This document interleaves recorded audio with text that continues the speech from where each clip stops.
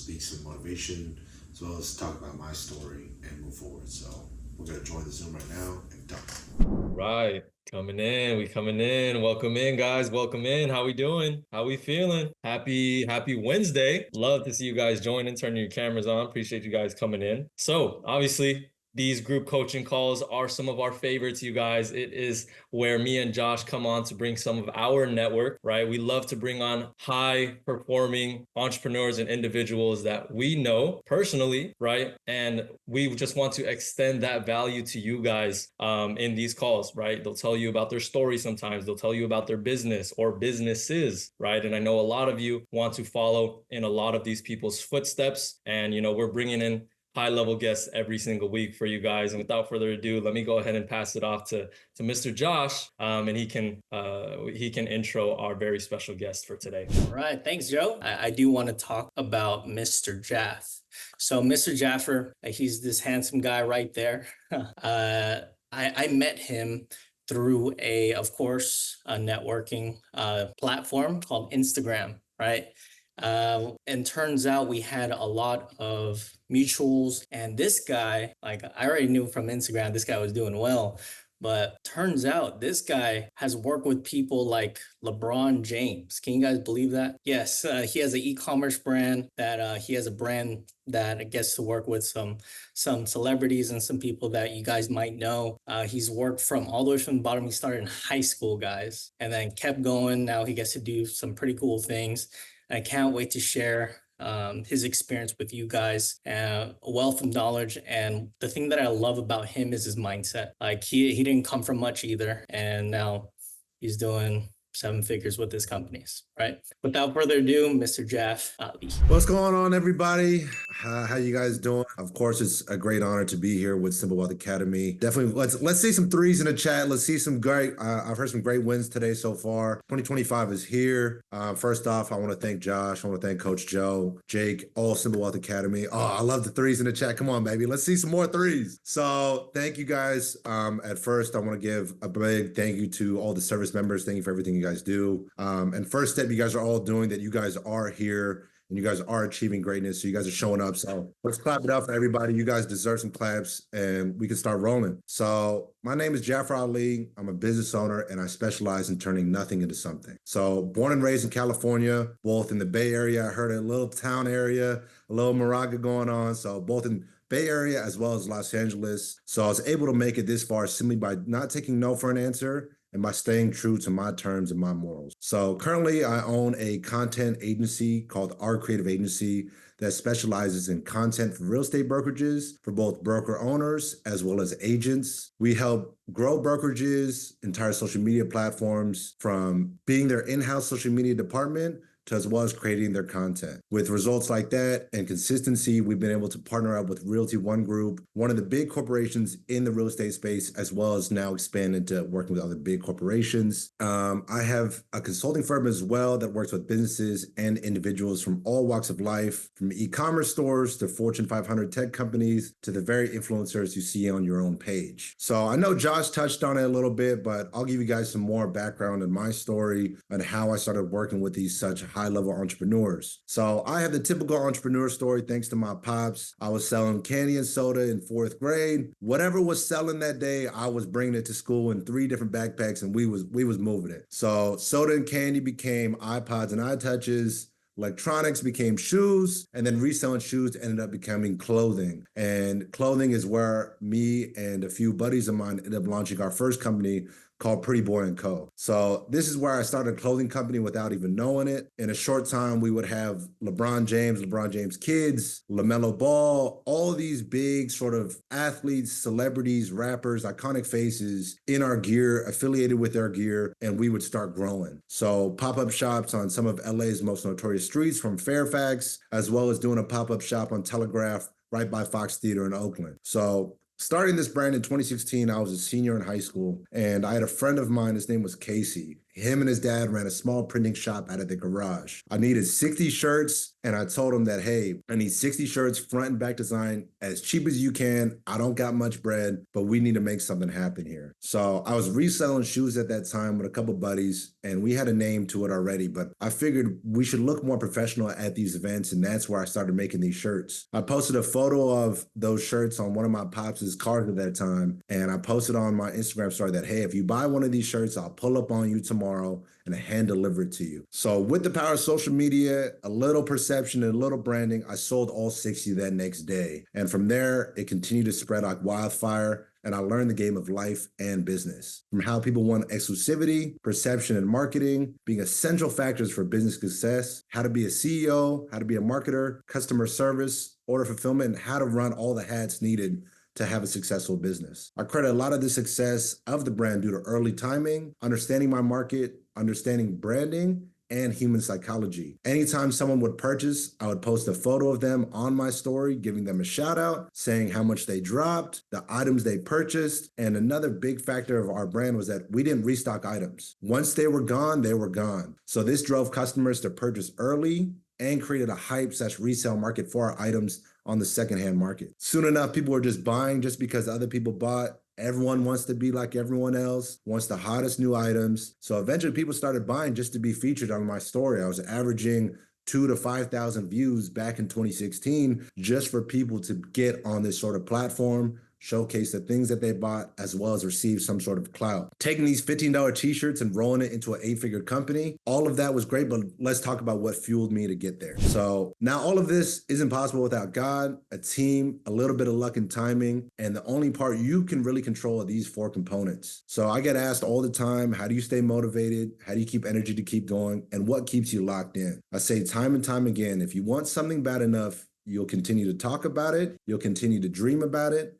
and you'll do whatever it takes to make it achievable. If you can just let this opportunity pass you by, then you simply don't want it enough. Staying locked in, I think, is made up of these 4 components. These 4 components are knowing what motivates you, surrounding yourself by those motivators, discipline, and accountability. So with all of these 4 components, you can apply that to any realm of business, any realm of your life, and it can start catapulting you to where you want to be. So first off is knowing what motivates you. Let's take a second. Everyone, I want you to think about, why are you here today? Why did you join in today? What are you doing all this for? Is it to provide for your family, something for yourself, or even just to make ends meet? Like, I want to see what motivates you guys, because for me personally, one of my motivators in this life is just to see what I'm truly capable of, how much I can achieve in my short time here. I also do love giving back. I love the nice life, as well as providing for my family. All of these are great reasons to keep you moving forward. And that's what's really going to hold you accountable, hold your discipline. And now that we're aware of these, let's see how you can surround yourselves with it. So every day I'm surrounded by what motivates me. I keep constant reminders of this, whether it's in daily life, of my why and what keeps me going. So keeping this on the forefront of your mind, I'll make sure you won't be questioning your decisions. You won't be questioning what you're doing. You won't be questioning your why, and it won't keep you distracted. So this can be easily achievable by keeping a vision board. Maybe it's your phone screen wallpaper, the environment you surround yourself in, model cars, family photos, etc. Our third component is going to be discipline. So this is the age-old factor that people credit themselves to over time and time again. That's truly, there's a reason why, because of this. Because it's actually true. We all have work, we all have responsibilities that all have to get done no matter what. Regardless of how you feel, the landlord, and that's especially gonna be y'all here pretty soon, I hope, the landlord needs to get paid. They need to get paid their rent on the first of every month, no matter how they feel. So once you understand this concept, everything is gonna change. For me, once I changed from I have to do something to I get to do something, I found myself completing way more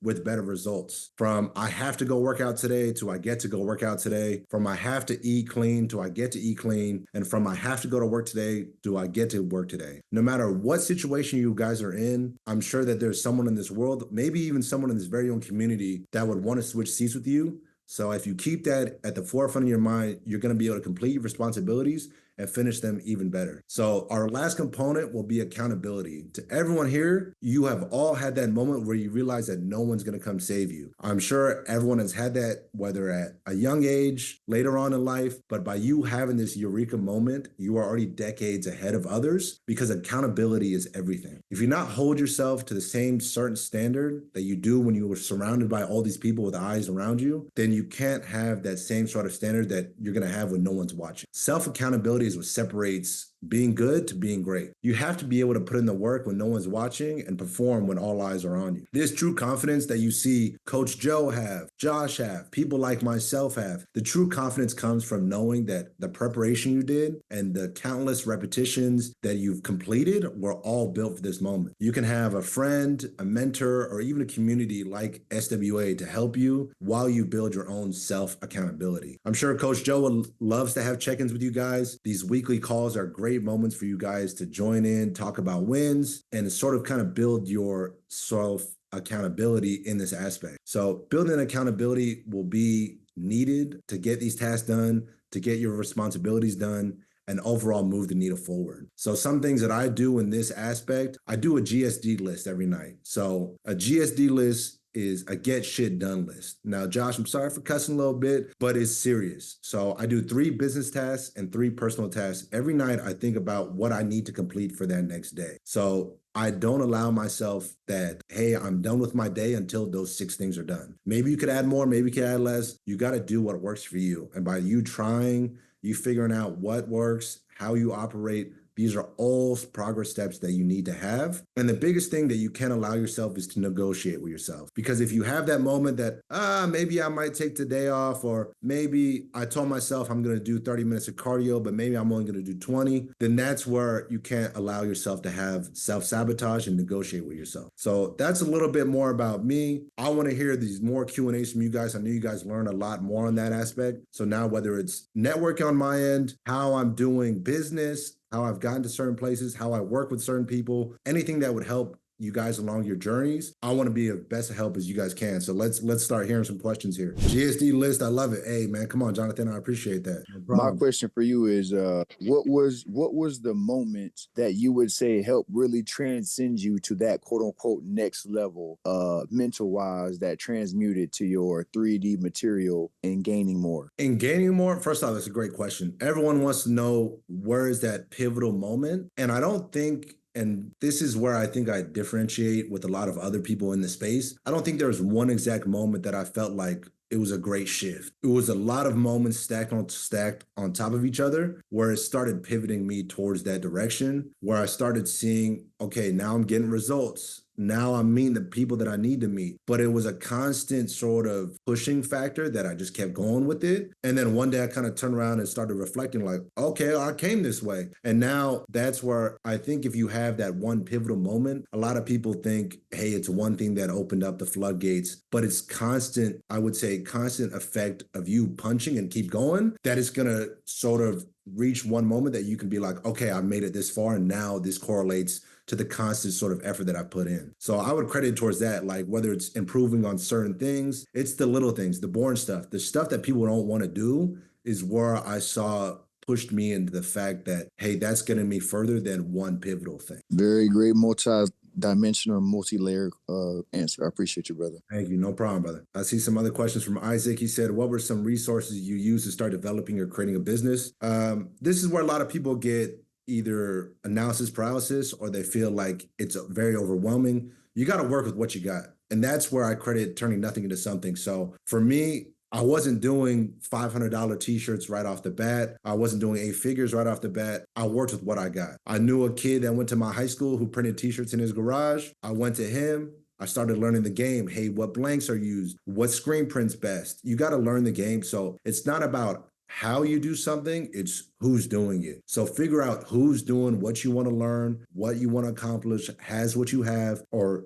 is living the life that you want to live, and then go to them and they'll show you the how. So it's the same way I connected with Josh. I saw Josh was making a great moment in the space. He was really leading a lot of the VA loans, and a lot of success was coming from that. I could go learn that, but you guys understand that concept already. You guys found the who. You found Josh. You found Coach Joe. You found the who, and now you're learning how to do it. So that's applicable to all aspects of this life. You don't need all the craziest resources. They're going to come to you as you grow and as you earn them. Thanks, sir. I appreciate it. What's going on from the side hustle? What was it like going from the side hustle to the main job? So for me personally, I never worked a 9 to 5. I always had the side hustles was the main hustles. So it was a double-edged sword because I never knew what the 9 to 5 life was like. But I credit that towards my pops teaching me about salaries. I'm sitting at the kitchen table, 4th grade, looking at Harvard salaries, looking at what a janitor makes, look at what a lawyer makes, understanding the securities of a 9 to 5 life versus an entrepreneur life. So I understood that very early on. And then as I went to college, I went to University of Arizona. I had a lot of friends who were straight out the gate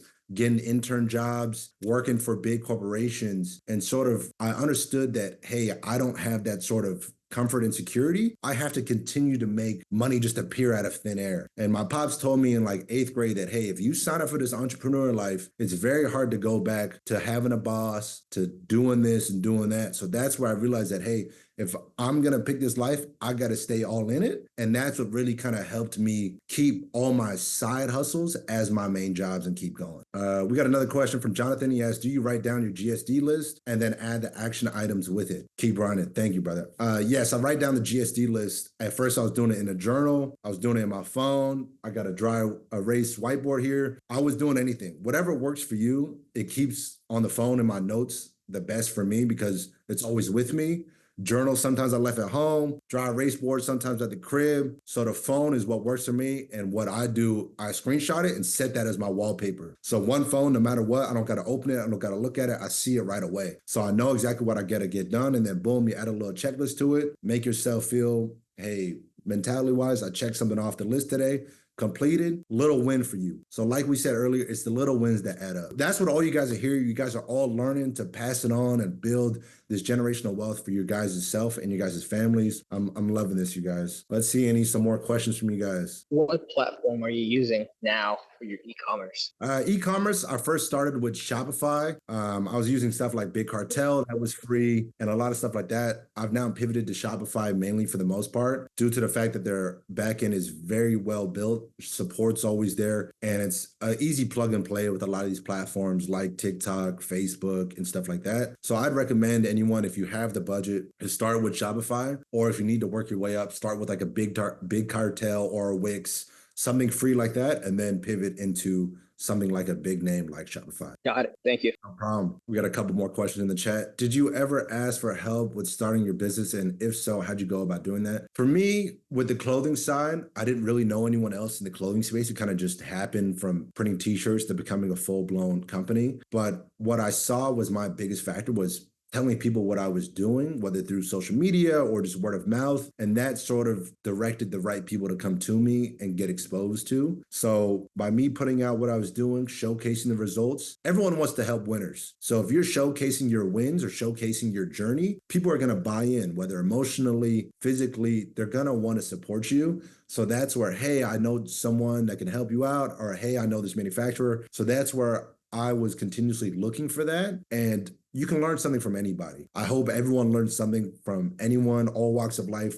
I always kept that open mind and open door that, hey, this person can teach me something that I can apply to my life and my situations. So that's where I wasn't asking for help, but I was more seeking help. So I wasn't just waiting on the sidelines, waiting for someone to come save me or put me on with this manufacturer or put me on with this connection. I was constantly applying that pressure to look for help. Hey, how am I going to improve in this aspect? What more things am I supposed to learn? How can I get in contact with these certain high-level individuals, certain celebrities? You got to keep looking for it. If you're just expecting someone to come deliver these results to you on a silver platter, it's just never going to happen. What was it? How do you personally get over the intimidation of this line of work? For me, Seth, I think it goes back down to the confidence and kind of just putting yourself out there. Once you realize that no one really knows what they're really doing. A lot of these people are kind of just humans at the end of the day. No one's more special than anyone else. So that's where I kind of felt my confidence in myself kind of grow, and that intimidation goes to the side. So you have to be able to be confident, because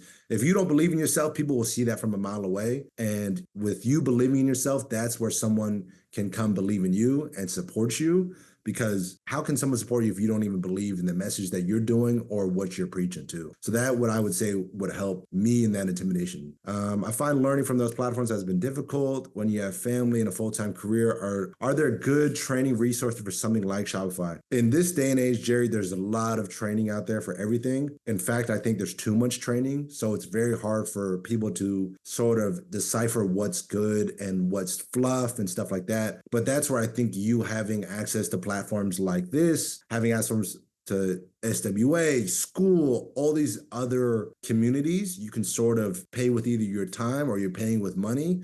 But that's where you can sort of see that, hey, what's possible? Who am I supposed to learn from? And ultimately, that's up to your gut and sort of what you think, hey, what is real in this aspect and what I want to apply for what I'm trying to achieve. Where did you get most of your business knowledge from? I would say just from doing it. You're going to learn the most from doing the thing rather than just reading about it, watching books. You can go read all the books, but at the end of the day, if you start a business, you will learn way more than you doing that. Thanks for the wonderful answer. No, of course. Word of mouth is always a major component. Staying consistent, be your own loudspeaker. I love that, you guys. Come on. Would you say dressing to impress? No, come on. Let's speak here. I'll get to more questions in the chat after if we have people talking. Okay, cool. Yeah, I was going to ask, so, and especially you commented a bit on the marketing aspect. For you, what would you say your favorite social media platform is for building a brand and why? Great question. See, this is where I think it's not just one, but content's everything. You got to be on Instagram. You got to be on TikTok. You got to be on Facebook. You got to be on X. You got to be on Pinterest. You got to be on everything. And that's just where now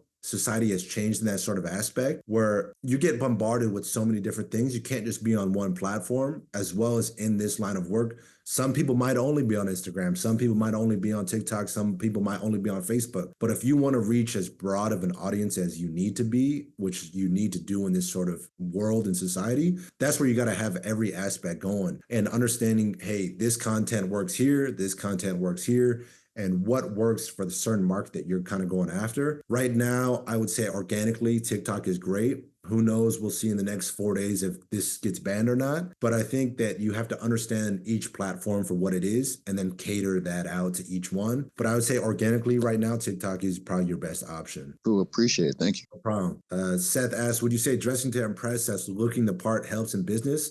Or isn't really that important? I am a firm and strong believer in that a lot of you guys have to take a look in the mirror, myself included. I'm young, I got tats. There's a lot of factors that we already have strikes against us. So that's where, hey, if I want to get in with the rich, I want to get in with the old money, you have to, I wouldn't say conform, but you have to simulate. Dress how they dress, talk how they talk, be where they be at. You have to sort of mirror the behavior they have because studies show that, hey, people are more likely to do deals and more likely to be open with people that they see themselves in. So whether that's you putting on a nice coat, dressing the part, going to these high luxury hotels, luxury gyms, assimilating yourself around that. So be around these watering holes. I think it does not only impress, I think there's nothing negative in that aspect. I think there's everything that is to benefit you. Whether you're feeling rich, it'll make you perform rich, you'll feel a certain type of way, you'll be exposed to that certain sort of life. And I think that will carry over into your business as well. Jonathan asked, did you ever do a paid membership? I see the value in this way more than trying to figure it out on your own. I always thought about paid memberships. I have a lot of people who preach that to me. I currently do not offer that because I'd rather just work directly with business owners when they're ready on the consulting firm side. And then speaking at events like this and helping people out, whether through social media or just through simple events like this, where I'd want to extend out any sort of knowledge I can, where there's no barrier to entry, and it's just free knowledge for you guys to sort of soak up and apply to whatever's going on. Alex asked, are you currently into real estate? Yes, I do have a few properties, duplexes and a fourplex, out of state, both in-state, in California. I'm trying to get some more, so I'll be talking with Josh and Coach Joe to see how I can continue to add to my real estate portfolio. Rex asked, do you have an LLC or created one for each one of your business ventures, as well as linking them to a trust for asset protection?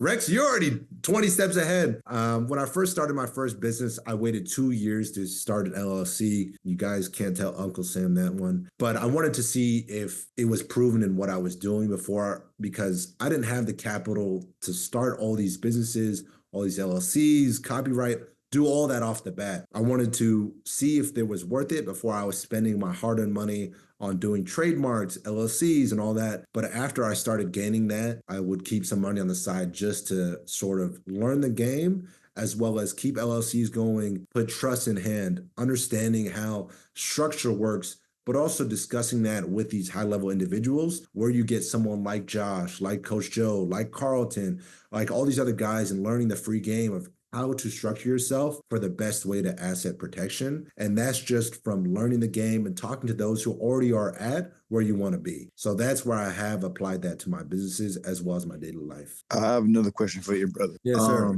So especially with you saying from your upbringing, coming up as hustling and having as the main kind of bread and butter, what for you helped you transition from a hustler mindset to a business owner mindset? That's a great question. And I feel like I still sort of struggle with that today, but I would credit that a lot towards not only just experiences, but understanding the game from other great business owners who transition from being that hustler mentality to the business owner aspect. People like Nipsey Hussle, Alex Hormozy. There's countless other people in this space who kind of gave out the sort of script in that aspect. But for me personally, it was understanding how to buy back my time and what was worth it. Before I was doing any sort of flips, if I could make $1, I was doing it. But then once I understood that, hey, you only got 24 hours in the day. These guys that are making millions and millions of dollars, they're doing 10K days, 100K days, $1 million days. They're not spending their time on these little $1 or $2 flips. What can I do with the most ROI that makes sense for what I'm trying to build and building that passive income? So once I started understanding that concept of passive income,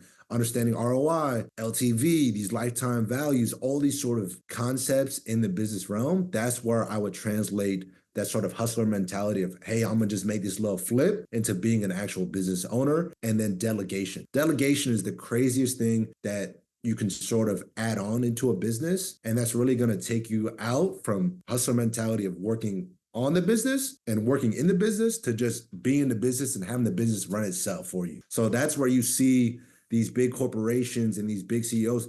You don't see Bill Gates or Elon Musk out here doing the stuff day-to-day wise. They're playing the game way higher up. That's where you can sort of have this passive income coming in and you understand that, hey, let me delegate these, let me have these people run their roles and let me do what I can do and assimilate and have the right people in the right spot to sort of create the business that needs to be done. That's a fantastic answer. And I just commented on it because I didn't want to interrupt you because I also struggle at times with that transitioning from hustler mindset to business. So I think those actionable steps really help to really digest that to transition to that next level. I appreciate it. No problem, brother. I appreciate that. We got a question from Raul. He said, what were some of your hardest obstacles and how did you overcome them? Everyone has hard obstacles. For me, I think my biggest sort of factor was that I didn't dwell on what was going on with me. And I don't know, maybe I might got to talk to a therapist later down the line or something, but I would just push a lot of my stuff down because I would always look at it like someone else has got it way worse than what I got going on right now. So I didn't even let that sort of affect me mentally because I knew if I did, it would take my eye off the ball. So that's where a lot of these obstacles, whether it's growing up, certain family issues, personal issues, whatever it was, I would sort of brush it off as someone else out there's got it way harder than me. I got to take advantage of the blessings and opportunities I have right now and got to just keep going. And that sort of allowed me to overcome a lot of the craziest stuff that a lot of these other people in my same shoes would succumb to. So that's where I think if you can understand that sort of mentality that, hey, someone else is out there would be ready to kill and die for the same spot that you're in, let alone for the same resources that you have access to. And keeping in mind where my father came from, where my grandfather came from, the stuff that they had to deal with, it was very little when I would compare it to the stuff that I had to deal with. So that's what kind of kept me honed in and overcome whatever sort of obstacles that were thrown my way. Well, let's get some more going, fellas. Let's get some more, ladies and gentlemen. Come on. I know you guys are being quiet now. Hey, so my question is, I used to, and back in high school, I used to have like a photography business because that's something that I was into. In your experience, have you made more money selling things or selling a product or a service? Thanks, brother. I appreciate that. And I think it's a mix of both. It depends on what you really want. Some people are better in the aspect that, hey, I just want to sell a product and I don't want to provide a service. There's benefits to both. Product-wise, you can launch and you're not relying on, hey, I got to make sure that everything's done right. I got to get this done. You can do a lot more delegation First, on the service side, you are your word. The testimonials make you or break you. That's where, hey, if you don't deliver to your consumer, it's going to kill you. So I think there's a benefit to each. But for me personally, you look at it, all these gurus, you look at all these Amazon guys, and it's age-old fishing like tactics. You can teach someone how to fish, or you can give them a fish for their lunch. When you teach them how to fish, they're going to survive forever. They're going to live life. So I think that's where you selling that service or selling that knowledge on how to get that product, how to sell that product. That's where you can have lifelong achievement, because you can only sell so much product in one day. Versus now what I see on the consulting firm and what I enjoy a lot more versus, hey, me being on the clothing side. A clothing brand, I can only do 1, maybe 2 drops a month. Versus now on the consulting firm side, I can work with 10 different companies in a day. Now my growth ceiling and glass ceiling on the consulting side, on the service side, is a lot higher than what it would be on what I'm doing on the product side. So it kind of goes case by case scenario in terms of what you want, but also what you enjoy. So I would weigh out both options, see what works best in that situation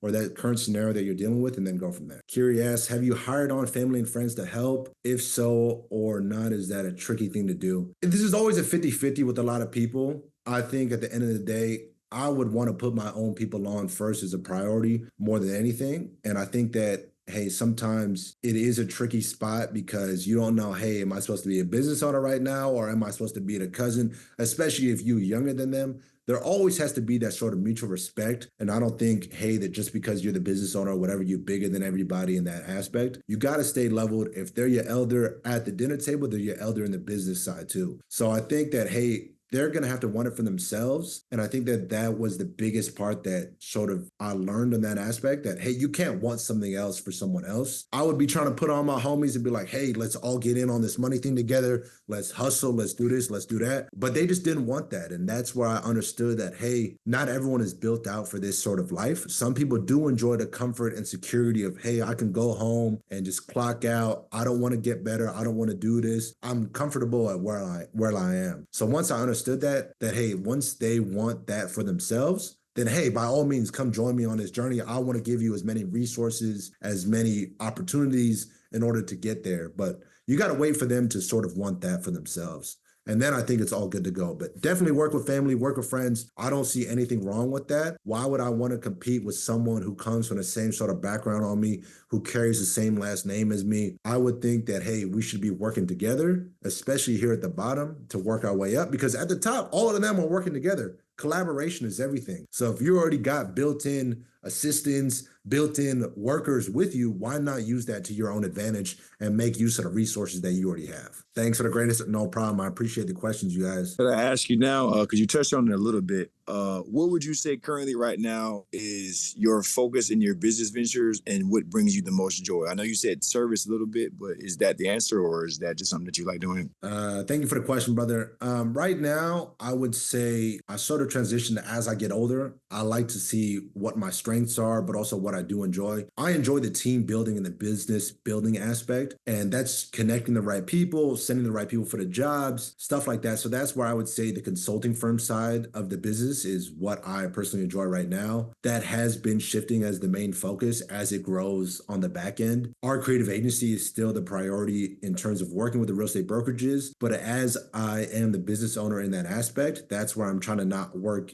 in the business, but work on the business. So that's hiring more people, hiring the right managers, and sort of pulling myself out of the day-to-day so I can focus on the consulting firm side and help more and more people. That's what I do enjoy, is the help side of it, seeing others win, and just connecting the right people. Say if a person needs help in a campaign and they need videographers, manufacturers, and all that stuff, and I'm able to provide all that, and the campaign goes great, and I got to see them smash it and make crazy money. That's what I enjoy the most. Sending the right person for the job and making something happen out of it. Cool, great answer. I appreciate it. No problem, brother. I appreciate the question. Alex asked, when you start becoming an entrepreneur and how long has it been? Entrepreneur, I guess that I was born into this lifestyle with no 9-to-5 stuff. I really started understanding entrepreneurship early on, around 4th grade, 5th grade. My pops actually came to my 1st grade class, and they had like a program about entrepreneurship we was doing like the workshops, and he talked about entrepreneurship and wants and needs, what a want is, what a need is, and stuff like that. So that's why I was always sort of exposed to it. But I'd say around 7th or 8th grade where I started using my pop's PayPal, using eBay, on 12, 13, putting stuff on eBay, doing flips and stuff like that. That's where I started learning what true entrepreneurship was, of making just money out of thin air and not sort of relying on others in some sort of security form. But that's where I understood that, hey, my pops told me that, hey, if you choose this life, it's really going to be on you. So I'd say from that point on in 7th to 8th grade, that's where I committed that, hey, entrepreneurship is what I'm doing. And I'm going to just keep rolling until it stops, until I have to pivot and do something else. But knock on wood, thank God we've made it this far. I'm 27 now, so I've been able to do it for this far. Just entrepreneurship and just sort of finding my own way. If nobody else got a question, I'll shoot again. Another question for you is you spoke and touched a bit on delegation. Could you tap a bit more into like what you think makes a good candidate for your delegation and the qualities that you take into consideration while doing that? 100%. No, that's a great question. The fact that you're already thinking on that, you're already ready to be a business owner, have 100 people under you working for you. I would think the biggest thing, and this is where you have to realize on a personal level, what is their wants? What are their needs? What do they sort of looking for out of this job / opportunity? Are they selfish? How do they operate outside of the office? How do they operate outside of the work? I say this all the time again. Sports will expose the person that you are looking for. So if you can get a little hoop run, a little pickup game in with that person, you're going to see if they're selfish, if they're passing the ball, how they operate. I think that's a great way to see some sort of aspect like that. But the biggest thing I look for is what's their why and why are they here? If they're very selfish and all their answers are, I do this, I want that, that's red flags for me. It's great that they want those sort of things, but you're playing a team game here when you're looking to delegate. You want someone for the big picture, someone that has communication skills. Stuff like that you can't teach necessarily or don't have the time to teach. You kind of need sort of that realm to aspect that, hey, they have the skills sort of at hand that I can sort of teach them with, but them having compassion, having communication, understanding, working alongside with other teammates, understanding that, hey, we're here for the big picture of the business, not here just for yourself. A lot of that you can't teach. And like what it is with food and all this stuff, you get one bad apple in the patch, the whole batch is gone. So you really have to make sure that, hey, this person is solid before adding them in and exposing them to the rest of your team. Okay, cool. And a good follow-up to that, how long would you say that you vet your candidates for until you feel comfortable? For me, I always sort of keep eyes on hand, but for all candidates that I hire on, I keep a 90-day window that, hey, this is just a trial for us. Let's see if we fit. We might be a good fit for you, but you might not be a good fit for us, or vice versa. Sometimes the situations don't work out. Maybe if they do excel in that job, it might just not be the right environment or situation or timing on their end. So 90 days, I like to sort of keep that window open and roll from there. See how everyone meshes with one another and see how they can not only grow in that 90 days, but also put in the work for that. We got a question from Lee. He asked, we all know the importance of preparing for that big opportunity and learning and mastering a craft. But in your opinion, what percentage of success is sheer luck and fortune, i.e. being in the right place and right time? Age-old tale, and I credit this to an old mentor I had, Dav White. She was a basketball player at University of Arizona, and she told me always stay ready so you don't got to get ready. So the biggest part of me staying ready was that I could seize opportunities when they arose, and my eye was always on a ball. I was always ready to shoot, always ready to go. So that stems from mastering your craft and learning it, but just being in the right spot and right time. So there's a little mix of both. I'd credit a lot of that towards not only just luck, because the opportunity could come, but you're just not prepared in your craft or prepared mentally, then the opportunity is good as nothing. So it is definitely a combination of having that by mastering your craft and being ready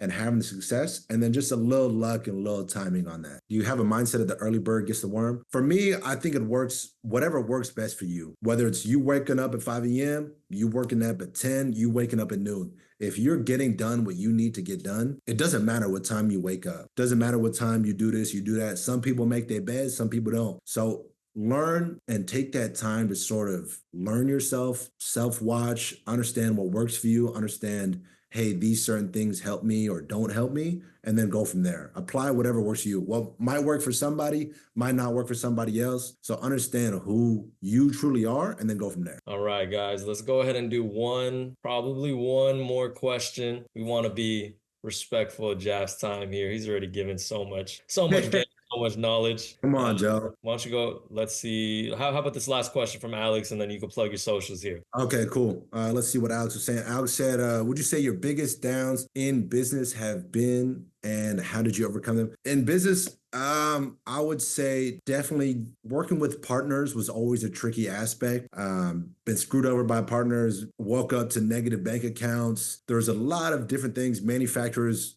telling me one thing, different products showing up, clients getting wrong product. The list can go on and on. So I would say being able to pivot and being solution oriented and just being that problem solver mindset. Hey, okay, this happened, but how can I best get out of it? How can I best make sure that everyone feels wanted, needed, appreciated in this situation, and make sure that everyone else is cool. As a business owner, you're the first one to be liable and the last one to get paid. So make sure you pay all your people that come in and just understand that, hey, I, as the business owner, I got to take all the liability and I'm the last one to get paid. I got other people's mouths to feed. So if you can stand by that, that's how you can continue to overcome these sort of obstacles, overcome any problems that get thrown your way, and keep going and keep the lights on. Last one, socials, at ReallyJaf on everything, ReallyJaf. YouTube coming, TikTok, all that, all the platforms are all going. So I'll have Joe also plug all that in an email or in the chat somewhere, and you guys can find everything. But I'm easy accessible. You can find me on all platforms. You can find me out, reach out, DM to me. I love to hear from you guys. I always like politicking and chopping it up with anybody and everybody. Thank you very much for the information. No problem, brothers. Right. I appreciate all you guys coming in today and giving your very, very special time to spend this time with me. Of course, of course. Well, Jaf, man, from this entire community, just want to say thank you. I know everybody's thanking you here. This was another great group coaching, man. I'm just gonna end with some announcements with the community. But we do really appreciate your time, man. Hope to have you back, brother. No problem, Joe. I appreciate it. Thank you, Josh. Thank you, Joe. Everybody in Simple Wealth Academy, I appreciate you guys. I can't wait to hear from all you guys once the VA loans go through and everyone's a landlord and we're all building this generational wealth together. I appreciate that, and I appreciate you guys' time. Man, I hate talking all the time, but you gotta do what you gotta do, man. And that's a wrap. Zoom call. I think we had I don't even know how many people were in there, just kept rotating people. I kept seeing new faces even as I was speaking. But I think people got a lot of positive impact from this, and that's all I can ask for. Even if it's just one takeaway, hey man, I did my part. So I appreciate y'all tuning in, and we're just gonna keep it rolling.